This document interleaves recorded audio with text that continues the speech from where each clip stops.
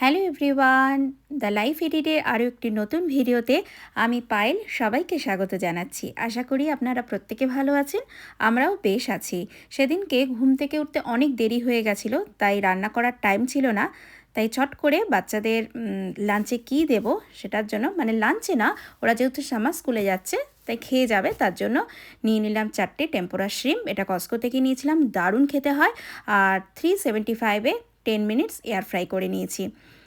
আর কালকে কস্কো থেকে এই জিনিসটাও নিয়ে এসেছিলাম, একটা ফ্রাইং প্যান। আপনাদের পরে খুলে দেখাচ্ছি, কারণ এই মুহূর্তে একটু তাড়াহুড়ো আছে, বাচ্চাদের তো খেতে দিতে হবে। দিয়ে দিলাম রনিকে রাইকে একটু ঘি, ভাত আর তার সঙ্গে টেম্পোরা শ্রিম্প। ওরা কিন্তু দারুণ এনজয় করে খাবারটা খেয়েছিল। চলুন এবার দেখাই, কারণ বাচ্চারা বেরিয়ে পড়েছে। কালকে এটা কস্কো থেকে নিয়ে এসেছিলাম বললাম। এটা সম্পূর্ণ স্টেনলেস স্টিলের একটা ফ্রাইং প্যান, এর সঙ্গে ছিল একটা গ্লাস লিড। আর এটা কিন্তু ডেপথটা অনেকটা বেশি আর প্রচণ্ড হেভি ছিল, আর প্রাইসও বেশ রিজনেবল ছিল। আর একই সঙ্গে এটা কিন্তু ওভেন এবং বয়লার সেফ, ডিশওয়াশার সেফ, এবং ওর বেসটা কিন্তু ইন্ডাকশানের জন্য সম্পূর্ণ রেডি করা। চলুন এবার সামনে এসে কথা বলছি। তা আজকে রান্না বলতে কালকের একটু মাছ আমার আছে, মাছের গ্রেভি করেছিলাম, কালকে একটু মাছ আছে। আর তার সঙ্গে করব একটু চিকেনের মেটে। এখানে ওয়ালমার্টে না চিকেনের লিভার, যেটা চিকেন লিভার, সেটা পাওয়া যায় কিনতে বক্সে করে আলাদা। আমার খুব একটা ফেভারিট নয়, আমার ভালো লাগে না। আমার মেয়েও খুব একটা যে বিশাল ভালোবাসে তা নয়, আমার একটু স্মেল লাগে। কিন্তু সন্দীপ ভালোবাসে, আমার ছেলেও খায়, মূলত সন্দীপ বেশি ভালোবাসে, তার জন্য মাঝে মধ্যে আনি, খুব একটা বেশি আনি না, মাঝে মধ্যে আনি। তাই ওটার একটা বেশ মশালা মতো, মানে ঝাল ঝাল রগরগে করে ওটা করব। আর করব চিকেন ভর্তা এই আজকে। কিন্তু অনেক দেরি হয়ে গেছে, বাজে প্রায় 11:15 সকাল। বললাম না দেরি হয়ে গেছে অনেক উঠতে। তারপর ছেলেমেয়েরা বেরোলো, ওরা অবশ্য তাড়াতাড়ি চলে আসবে। সামার ক্লাস মানে তো রেগুলার ক্লাসের মতো না, একদম সকালে গিয়ে বিকালে আসে তা না। ওদের ক্লাসটা ওরা যেটা নিয়েছে টাইমিং হচ্ছে 11:30 থেকে 2:30 অবধি। ওটার মধ্যে মোটামুটি 2:45 ঘরে ঢুকে যায়। সেই আজকের দিন শুরু করছি অনেক দেরি করে, জানি না কত দেরি হবে আজকে, বুঝতে পারছি না। আর আপনাদের দেখালাম ওই যে পোস্তটা কিনেছি। আমার কিচেন অ্যাপ্লায়েন্স কিনতে আমার খুব ভালো লাগে, ভীষণ ভালো লাগে। আর আস্তে আস্তে চেষ্টা করছি, মানে ফ্রাইং প্যান, মানে যেগুলো ওই ননস্টিক প্যানগুলো থেকে স্টেনলেস স্টিলে, শুনি তো স্টেনলেস স্টিল নাকি অনেক বেশি হেলদি অপশান রান্না করার জন্য। তাই পেলাম কালকে কস্কোতে ওটা। কস্কোর সবচেয়ে যেটা ভালো লাগে কস্কোর কোয়ালিটি আমার খুব প্রিয়। আমার খুব প্রিয় সুপার সেন্টার। আমার কস্কোতে শপিং করতে খুব ভালো লাগে, কস্কো থেকে জিনিসপত্র কিনতে ভালো লাগে। তার একটাই কারণ, ওর কোয়ালিটি। মানে কস্কো কোয়ালিটিতে বিশ্বাস করে। কস্কোর জিনিস কিনে আজ অবধি আমি ঠকিনি, ভীষণ ভালো।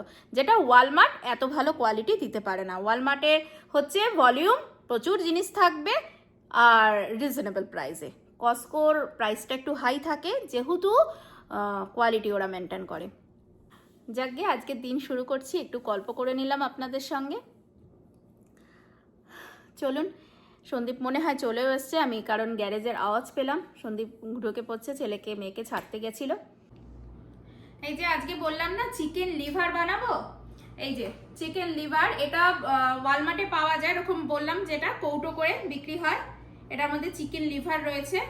আর আমার খুব একটা প্রিয় না, সন্দীপের খুব ভালো লাগে। আর বানাবো চিকেন ভর্তা, চিকেন না সরি, এটাকে আমি সবসময় চিকেন বলি, কিন্তু এটা টার্কি হচ্ছে, টার্কি কি জিনিস, বড় মুরগি, তাই তো? টার্কি হচ্ছে বড় মুরগি আর কি, মানে বন মুরগি টাইপের বড় বড়। এখানে খুব টার্কি খুব ফেমাস। আর টার্কির ফ্যাটটাও অনেক কম থাকে।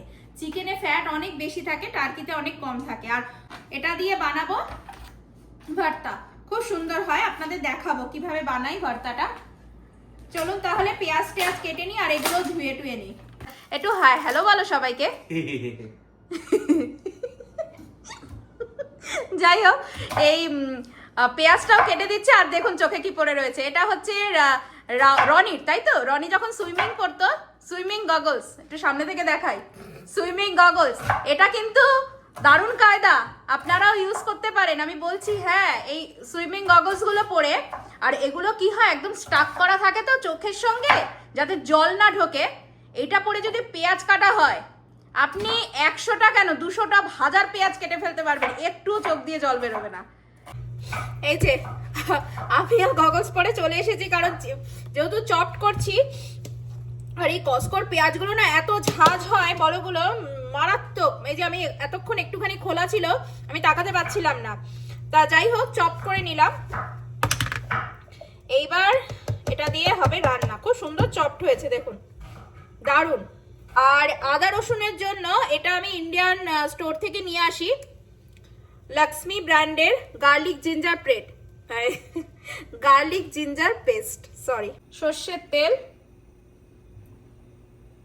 আপনারা কিন্তু এটা সাদা তেলও করতে পারেন। দেখুন, তেল কিন্তু গরম হয়ে গেছে। এই অবস্থায় আমি গরম তেলে গোটা গরম মশলাটা পুরো ফোড়ন দিয়ে দেবো। এই যে পেঁয়াজ চপড করে রেখেছি, দেখুন কি সুন্দর চপড হয়েছে ইলেকট্রিক চপারে। এই পুরোটা দিয়ে দেবো। এই ফ্রাইং প্যানটা কিন্তু খুব ভালো হয়েছে, আজকে প্রথম আপনাদের দেখালাম এনে, আজকেই রান্না শুরু করে দিলাম। আমার আবার তর্স হয় না, কিছু জিনিস আনলে আমি সঙ্গে সঙ্গে সেটা ব্যবহার করি। যাই হোক, আমি পেঁয়াজটাকে একটু লাল লাল করে ভেজে নিই। এখনো টাইম লাগবে, প্রায় মনে হয় 5-7 মিনিট তো লাগবেই ভাজা হতে। আমি দিয়ে দেবো আদা রসুন বাটা, যেটা আমি দেখালাম, আমি নিয়ে এসেছি ইন্ডিয়া বাজার থেকে, ম্যাগি কোম্পানির হট অ্যান্ড সুইট। এটা হচ্ছে টমেটো চিলি সস, এটাতে কিন্তু রান্না খুব ভালো হয়। এটাতে আমি, যেহেতু আমার টমেটো নেই, টমেটো থাকলে আমি টমেটোই দিতাম। আমি এবার বেসিক মশলাগুলো দিয়ে দেবো। প্রথমে দিলাম নুন, হলুদ গুঁড়ো, জিরে গুঁড়ো। জিরে গুঁড়োটা আমি একটু কম দিই সবসময়, আর যতটা জিরে গুঁড়ো দিই তার থেকে ডবল আমি দিই ধনে গুঁড়ো। এটা হচ্ছে কাশ্মীরি লঙ্কার গুঁড়ো, কালারের জন্য। টার্কির কিমাটা সুন্দর প্যাকেট করা থাকে, এটাকে কেটে নিচ্ছি, কিন্তু এটা কিন্তু ধুতে হয় না। আপনারা যেন কেউ কিছু মনে করবেন না যে না ধুয়েই দিয়ে দিচ্ছে, এটা কিন্তু পুরো লেখাই থাকে, একদম ওয়াশ করা থাকে, এটা ধুতে হয় না। ধুলে এটা পুরো নষ্ট হয়ে যাবে, সব বেরিয়ে যাবে।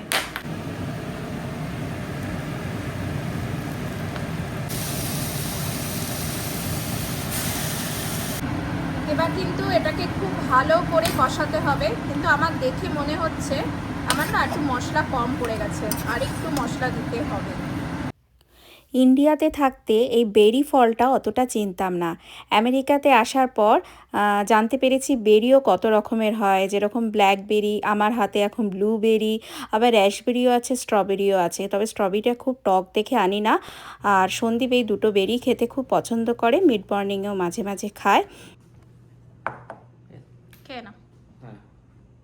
টার্কি কিন্তু একদম কষে গেছে, একটু একটু তেলও ছেড়েছে। আর ঠিক এই সময়, এই অবস্থায় আমি কিন্তু নুন মাঝখানে দিয়েছিলাম, পরিমাণ মতো আর একটু নুন লেগেছিল, সেটা দিয়েছি। যে জিনিসটা দেব, যেটাতে স্বাদ দ্বিগুণ বেড়ে যাবে, সেটা হচ্ছে এই যে কাসৌরি মেথি। আমি একটু এই হাতের মধ্যে, হাতের চেটোয় এরকম করে ঘষে আমি এটা দিয়ে দিলাম। আর আরেকটা জিনিস, ওটাও মেন, সেটা হচ্ছে এই যে উল্টো দিক থেকে মনে হয় বোঝা যাচ্ছে না, এটা হচ্ছে হুইপিং ক্রিম। এই দুটো জিনিস ভর্তাতে কিন্তু আমি ইউজ করি, মাস্ট। ব্যাস, ফ্রেশ ক্রিমটা দিয়ে দিয়েছি, দিয়ে এবার এটাকে রান্না হতে দেব। এটা আমি চাপা দিয়ে রাখবো এখন, চাপা দিয়ে একদম সিম করে দেব।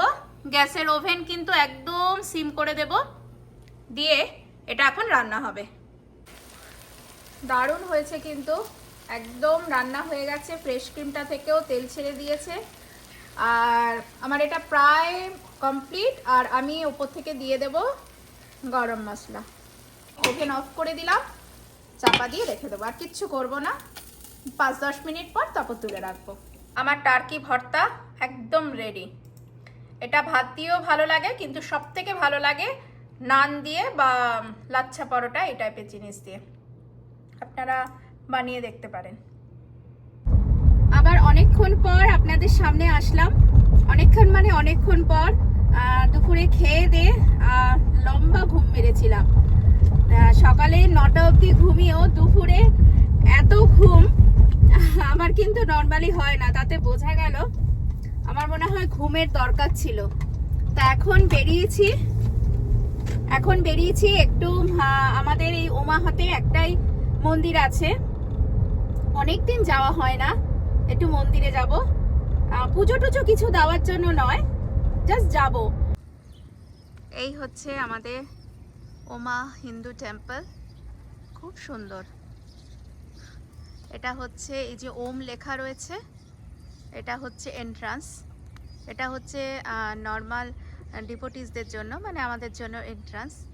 আর এইখানে দেখুন এই যে মন্দিরের এন্ট্রান্স, যেটা অ্যাকচুয়াল এন্ট্রান্স, এটা হচ্ছে আসল এন্ট্রান্স। এখান দিয়ে কিন্তু মানে আমাদের আসা যাওয়া হয় না, এখান দিয়ে মানে ভগবান আসা যাওয়া করে। মানে যখন এই কিছুদিন পরই রথযাত্রা হবে, রথযাত্রার সময় তো রথ মানে জগন্নাথ দেবকে বার করা হয়, তখন এই গেট দিয়ে, এই দ্বার দিয়ে কিন্তু বার করা হয়, আবার এই দ্বার দিয়ে ঢোকানো হয়। আর এই যে এটা দেখুন মন্দিরের স্পেশাল একদম হাভান কুণ্ড, এখানে যজ্ঞ করা হয় যখন বড় বড় পুজো হয়।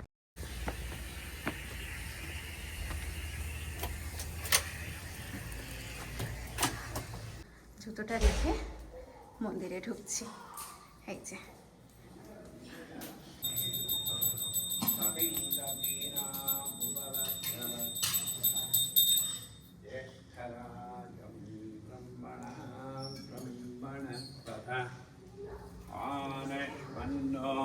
এখানে মন্ত্রগুলো কিন্তু সম্পূর্ণ মানে দক্ষিণ ভারতীয় মন্ত্র।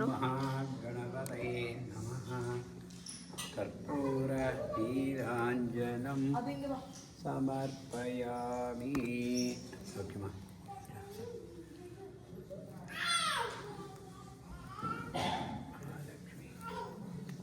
মন্দিরটা এত সুন্দর,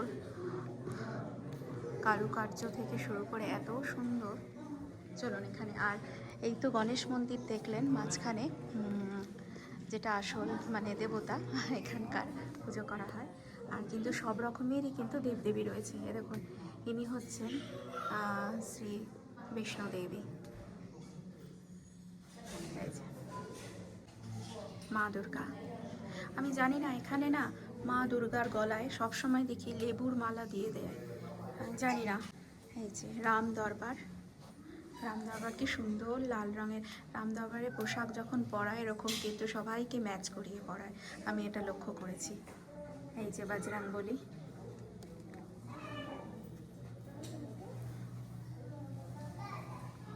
চলো ঘুরে নাও।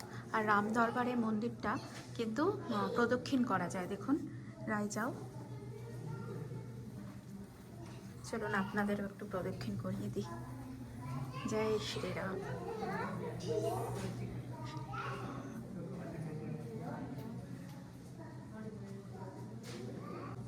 ইনি হচ্ছেন স্বামী আপ্পাম, ইনি হচ্ছেন শ্রী সুব্রহ্মণ্যার, যার দুই পাশে দুই স্ত্রী, একজন হচ্ছে স্ত্রী বালি আর একজন হচ্ছে স্ত্রী দেবসেনা। ইনি কিন্তু কার্তিক, মানে দেখুন ময়ূর আছে, ইনি কিন্তু কার্তিক। আমাদের মধ্যে কার্তিক অবিবাহিত, কিন্তু দক্ষিণ ভারতে কার্তিকের আবার দুটো স্ত্রী। ইনি হচ্ছেন শ্রী উৎসবার, আমাদের রাধা গোবিন্দ। গোপাল ভগবানও রয়েছে, মা লক্ষ্মী, মা সরস্বতী। কি সুন্দর মুখ দুটো, পুরো শ্বেত পাথরের।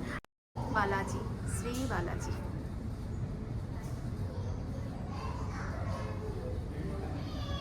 জয় জগন্নাথ। কি সুন্দর।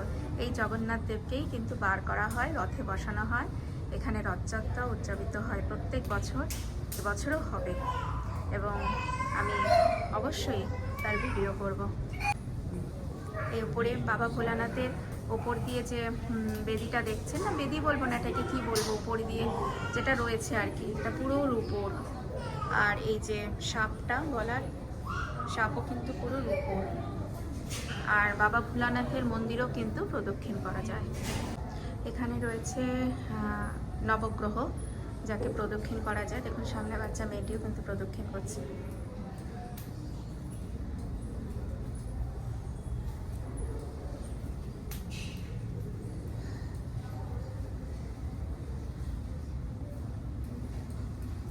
এখানে ওই ড্রাই ফ্রুটস দিয়ে সন্ধ্যাবেলা পুজো দেওয়া হয়, সে প্রসাদের লাইনে দাঁড়িয়েছি। ছোট্ট লাইন, বেশি ভিড় হয়নি আজকে, খুব কম ভিড়, লোকজন এসছে শুক্রবার। কালকে শনিবার, কালকে হয়তো ভিড় হবে। ভালোই, কম ভিড়েই ভালো করে একটু ঠাকুর দর্শন করা যায় আর আপনাদেরও দেখাতে পারলাম। চলুন আপনারাও প্রসাদ নিন ভার্চুয়ালি। लड़के हैं? मेरा लड़की है। क्या नाम है? हाँ? नंदिनी। राज नंदिनी। राज गुड जॉब। क्या पढ़ते हो? बोलो। हाँ, कितना पढ़े? वो हाँ 9th ग्रेड में, अभी जाएगी 9th ग्रेड में। Stop it. মন্দিরের রান্নাঘর ফাঁকা দেখে আপনাদের দেখাতে পারছি। এই হচ্ছে মন্দিরের রান্নাঘর। দেখুন এই কত বড় ফ্রিজ, আসলে এখানে ভোগ টোগ সমস্ত কিছু, যা কিছু রান্না হওয়ার, তারপরে বিভিন্ন রকমের প্রচণ্ড আওয়াজ হচ্ছে এখানে। চলুন আপনাদের দেখিয়ে দিই, তারপর বলছি। এই যে মন্দিরের রান্নাঘর, সব বড় বড় বাসনপত্র সব ভেতরে থাকে। আর সব কিছুর গায়ে এরকম লেখা রয়েছে কি আছে, যেমন এখানে লেখা রয়েছে গ্রসারিজ, সেসমি সিডস, এখানে রয়েছে জাগরি, এখানে রয়েছে হোল হুইট, মানে এই টাইপের সব লেখা থাকে। মূল মন্দির যেটা, ওখান থেকে বেরিয়ে এখন যাচ্ছি মন্দিরের ভেতরেই সাই বাবার মন্দিরও আছে।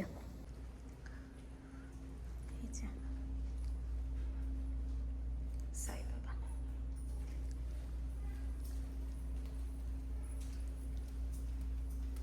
আর এই যে সাই বাবার দোলনা, একটু সবাই যখন আসে এরকম করে দোলা দিয়ে যায়। আর সাই বাবার মন্দিরেও না সুন্দরভাবে প্রদক্ষিণ করা যায়। চলুন রাই, এসো আমার পেছনে পেছনে। আর এখানে না খুব চুপচাপ আস্তে আস্তে কথা বলতে হয়।